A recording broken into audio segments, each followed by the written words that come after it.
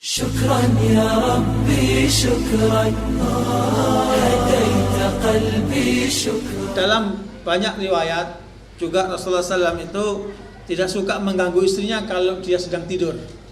Makanya kadang-kadang beliau itu ketika meninggalkan tempat tidurnya dengan penuh hati-hati gitu ya, dengan penuh hati-hati supaya tidak mengganggu istrinya. Ya, kadang-kadang tidak bersuara begitu. Ketika ke kamar mandi atau melakukan sholat ibadah qiyamul lail dengan tanpa ingin mengganggu keadaan istrinya. Rupanya ini cerita Abu Talha ya, peristiwa Nabi ini dipraktekkan oleh istri Abi Talha ya, bahwa Nabi itu tidak suka mengganggu istrinya. Tapi istri Abu Talha mempraktekkan agar dia tidak mengganggu suaminya ya.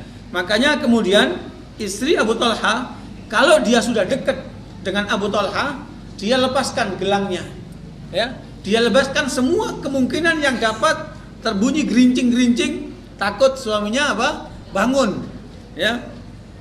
Nah kemudian karena peristiwa itu Abu Talha menjadi sayang betul sama istrinya, ya, sehingga kemudian dia tanya satu saat, mana gelang dan perhiasanmu? Kok aku nggak melihat?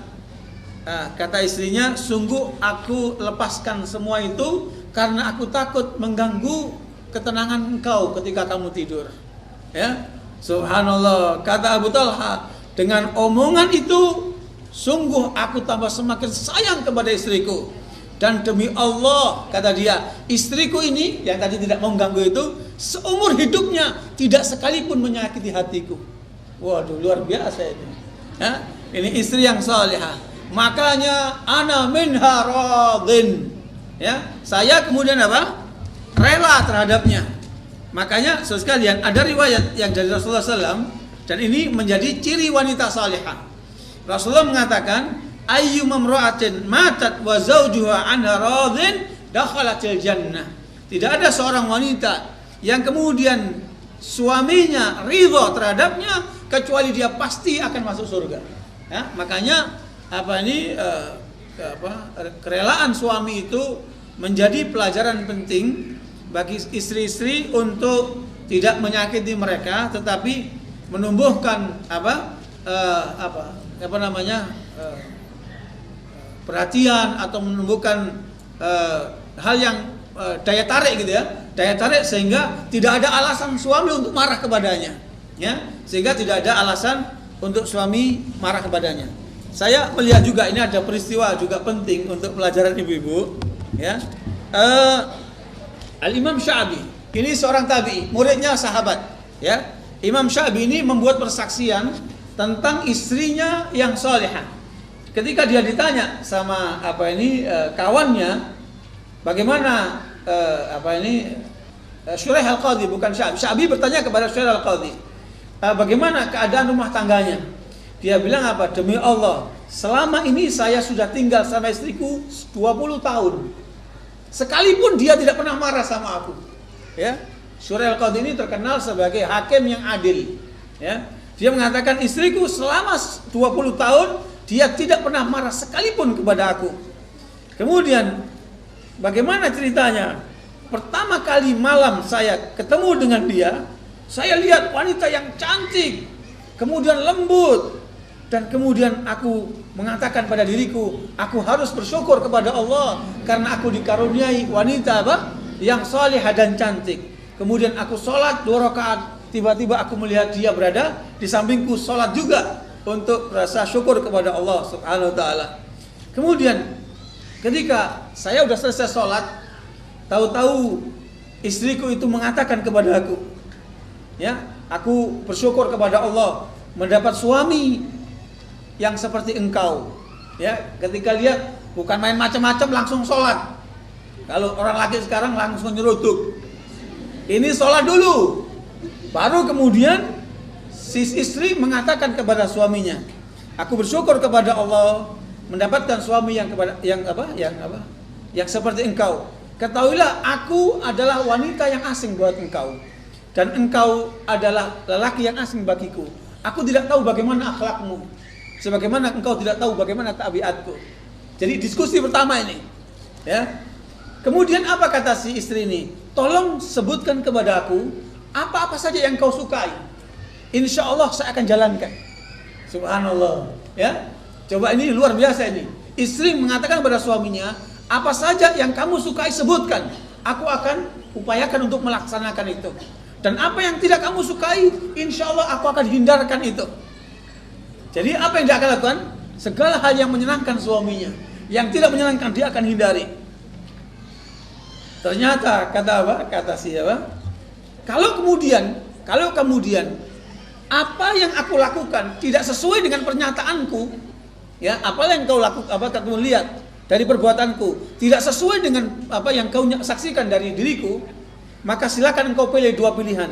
Fa imsakun bima'ruf au tasrihan bi ihsan. Imma kamu pegang saya sebagai istrimu yang tetap, atau kamu lepaskan saya, kamu kembalikan aku kepada keluargaku. Tegar betul ini wanita ini, ya. Kemudian dia mengucapkan aqulu qouli hadza wa astaghfirullah, kayak orang khutbah, ya.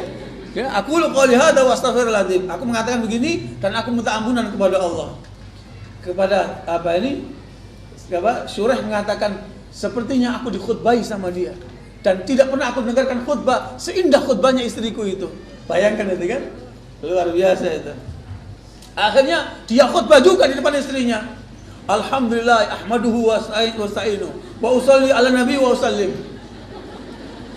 Akhirnya khutbah-khutbahan ini.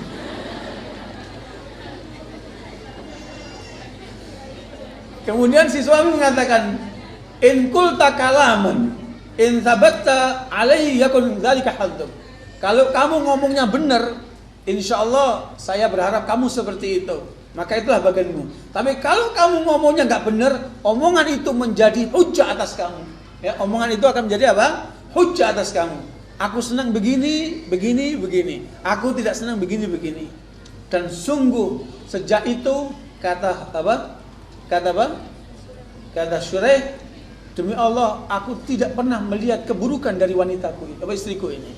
Ya? Saking apa? Dia merasa senang dan puas dengan segala apa? Perilaku sang istri ini. Subhanallah. Ya, makanya ibu sekalian, ternyata memang kata Syuraih, wanita yang terbaik itu adalah wanita yang bermanja banyak dengan suaminya, seperti istriku ini. Ya, itu menjadi apa? Pelajaran bagi siapa? Bagi kaum ibu-ibu semuanya insyaallah, termasuk suami-suaminya. Jangan mau enaknya toh ya. Ya. Barakallahu fikum. Nah, sekalian, ternyata apa yang dicontohkan oleh Rasulullah adalah sesuatu yang lebih indah daripada itu. Ya, Rasulullah mencontohkan lebih indah daripada itu. Apa yang dicontohkan oleh Rasulullah? Rasulullah SAW ketika beliau berada di rumah istrinya, ketika beliau mau berangkat sholat, apa yang dia lakukan? Dia cium dulu istrinya. Subhanallah, dia cium dulu istrinya, baru dia berangkat ke masjid. Mana ada suami yang kayak gitu sekarang? Kok nggak nyium istrinya? Bosen? Coba itu. Perhatikan apa yang dilakukan oleh Rasulullah. Rasulullah SAW memberikan garis demarkasi kepada istri-istrinya itu. Rasulullah SAW ketika melihat istrinya membuat pelanggaran kepada Allah, baru dia marah. Ya, perhatikan, suami harus begitu. Kalau suami melihat keadaan istrinya melakukan sesuatu pelanggaran kepada hak Allah, kepada ketentuan agama Allah, maka saat itu harus marah suami itu. Ya, begitu pula harusnya seorang istri kepada suaminya kalau melanggar apa? Aturan Allah SWT. Makanya ketika Aisyah radhiyallahu anha menyinggung apa? Maduannya yang bernama siapa? Sofia. Pas Rasulullah datang dari rumah Sofia, kemudian Aisyah cemburu. Ketika cemburu dia mengatakan, ngapain datang dari rumah orang pendek? Memang dia pendek, cantik, putih orangnya, ya. Siapa? Sofia ini. Tetapi kemudian disinggung oleh siapa? Oleh Aisyah dengan ucapan yang menyalahi syariat. Maka Rasul mengatakan, wahai Aisyah, jaga mulut kamu. Sungguh kata-kata kamu kalau diletakkan di lautan itu akan menjadi tawar. Ya, ketika melakukan suatu kesalahan langsung Rasulullah tegur dan kemudian Rasulullah apa? Ingatkan dia, dan sejak itu Aisyah tidak lagi berani mengatakan terhadap apa? Istri-istri Nabi yang lainnya. Ya, ini termasuk apa? Pelajaran kalau sampai ada pelanggaran terhadap syariat Allah harus ditegur, harus Ya, diluruskan, jangan dibiarkan. Ya.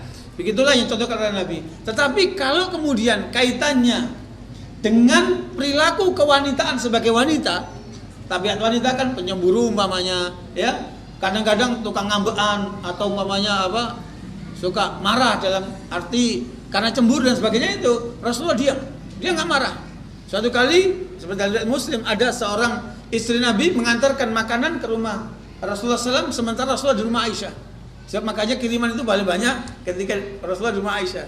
Ketika dapat kiriman ditanya oleh Aisyah, ini kiriman dari siapa? Dari istri Nabi yang lainnya. Langsung dilepaskan oleh Aisyah. Tor pecah. Ya. Apa kata Rasulullah? Laqad gharat ummukum Aisyah. Lagi cemburu nih. Gitu. Jadi itu kalau timbul dari kewanitaannya Rasulullah tidak marah. Ya. Makanya begitulah seharusnya kaum bapak-bapak itu mengerti tentang tabiat apa? Tabiat kaum ibu-ibu. Ya. Apalagi ibu-ibu itu ketika mau melahirkan biasanya emosinya naik. Ketika lagi mens emosinya naik. Ketika belanjanya udah berkurang biasanya emosinya naik. Jadi harus dipahami betul kondisi-kondisi seperti itu. Itu nanti akan memudahkan rumah tangga itu bisa dimanage dengan baik.